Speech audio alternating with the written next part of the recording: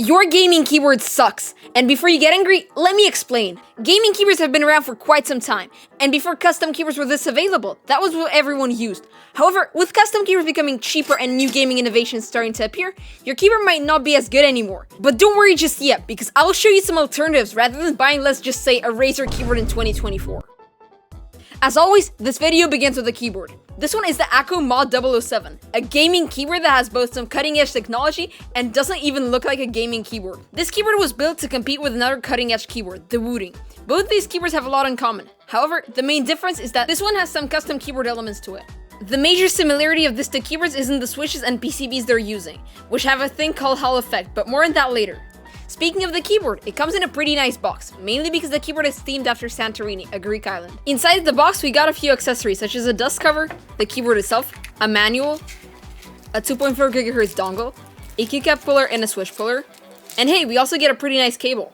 Taking a closer look at the keyboard, it looks like a custom keyboard, without any hints of its gaming purpose, which can be a good or bad thing, depends who you ask. Personally, I think it's a good thing because it's somewhat interesting and it has some character. Taking a look at the features this keyboard offers, it has some double-stage flippy feet. However, now would be a good time to tell you the price of this keyboard. It starts at $149 US, which could be considered pretty expensive for an all-plastic keyboard. However, taking into consideration its competitor, the Wooting, it is significantly cheaper, as the Wooting starts at $180, and it has a way cheaper case material. Some other advantages this keyboard has over the Wooting are that first of all, it comes in a 75% layout with a knob, which is a way more useful layout compared to the 60% the Wooting comes in. It also sounds way better compared to the Wooting. The last advantage is that this keyboard takes an overall more custom approach, giving the keyboard gaskets, high-quality keycaps, and a decent selection of foams. Now we can talk about the thing that makes this keyboard special, that being Hall effect. The switches that this keyboard uses are magnetic switches, giving the computer precise location at which the switch is, meaning that the trigger distance can be modified and every time you release a key, it has the option for it to reset it. With that said, we can get the keyboard opened. Taking the keyboard apart, we can see that it uses some really thick plastic for the casing, pretty much the same thickness as metal keyboards are. The reason behind disassembling this keyboard, besides showing you guys what's inside it, is that I want to make the sound even better. Since now it has a mix of thunk and clack, I want the sound to be more pronounced and more certain. Moving on with the disassembly, we can see that there is some foam at the bottom of the case, and surprisingly, I haven't seen foam in keyboards in a while. Before I take a closer look at it though, I'm going to have to unplug some cables leading to the battery and the daughter board. Once that's done, we can reveal the batteries underneath the foam. This is another advantage this keyboard has over the Wooting. It has 3-mode connectivity, meaning that you could use it wirelessly. However, this could cause a few latency issues if you're really into gaming. This keyboard doesn't come without problems, however. In this case, it's the gaskets. They're made from silicone. I really don't get the reason why more and more companies do that. However, it seems to be a trend in new keyboards. I wonder when will keyboard manufacturers realize that silicone doesn't nearly provide as much flex as the material like Poron does. If anyone knows the reason why keyboard companies do that, please leave a comment. This would clarify a lot of things for me. Moving on, alongside the magnetic switches, there are also hot swap sockets in case you don't like the feel of the magnetic switches or just want to go the traditional way while still keeping the same keyboard. Speaking of the switches, I'm going to further disassemble the keyboard to get a closer look at them. And with a bit of editing, we can remove the keycaps. Please leave a like, this took so long. Anyways, the switches in this keyboard are the Calyx Sakura switches, a way better sounding switch than Lecker switch used in a Wooting. Although I couldn't find any specific information about the switches, I can tell you that they're on the heavier side. I would say around 50 to 60 grams. However, I might be wrong. Another incredible thing to see in a gaming keyboard is that the switches are pre-lubed from the factory. Downside of the switches is that although it says they're calibratable up to 0.1 millimeters, they're actually up to 0.2 millimeters, which could be a downside for some people. And now we can remove the switches. Taking a look at the stabilizers, they're in an interesting colorway. Besides that, they're decent. I had to lube them, however, but we'll talk about that later. I'm going to disassemble the plate and PCB assembly to give you guys a closer look at the foams. Said assembly is being held together by 6 screws.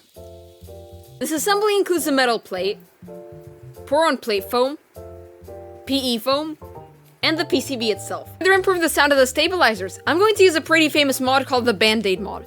It basically reduces the contact the stabilizers make with the PCB, making them some quieter and more premium. And it is very simple to do. You just have to cut it to shape and glue it to the PCB.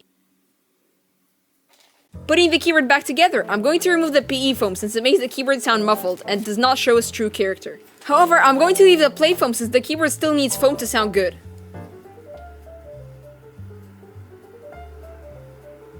And then I can put on the plate. And after that's done, I can finally reassemble the plate PCB assembly. My trick to making this keyboard sound thocky is going to be to apply the tape mod. I have made a full video about why it's good previously, so you can check it out if you want to. As you can see, I'm applying 2 layers of tape because from what I found, this provides the perfect balance between thock and not being too loud.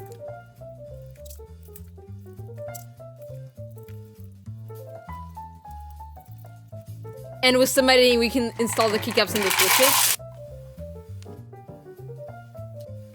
With that done, it is time to put on the silicone gaskets. And connect everything inside of the keyboard. The last problem I have to fix is the spacebar. It is way too loud. I'm going to attempt to do another quite popular mod, which involves putting tape into the spacebar to make it sound quieter and deeper.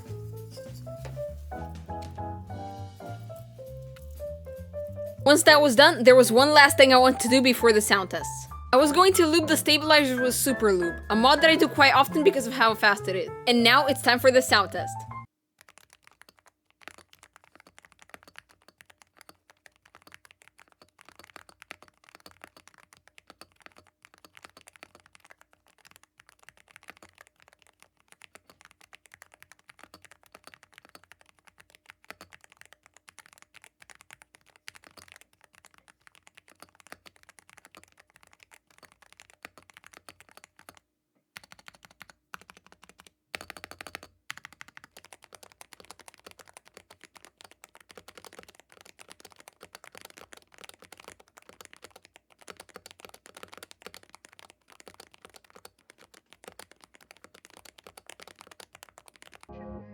Now, ultimately, is this keyboard better than the Wooting? In some ways, yes, but in others, not.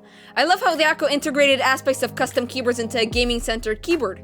Personally, I think that this is the win for the Akko one. However, technology is still better in the Wooting. The 0.1mm trigger is still something hard to achieve, and the Wooting definitely wins in the technology category. Overall, the choice comes down to preference. Some people who want a gaming keyboard with some custom elements to it would like the Akko. However, people who want the ultimate gaming performance and don't care about sound or feel should go with the Wooting. Now, if you enjoyed this video, I would really appreciate if you subscribed. I just hit 500 subscribers, and this huge milestone was made possible by every single one of you. I really appreciate everyone who subscribed, and will continue to improve my content for you guys. Thank you so much for watching, and see you in the next one.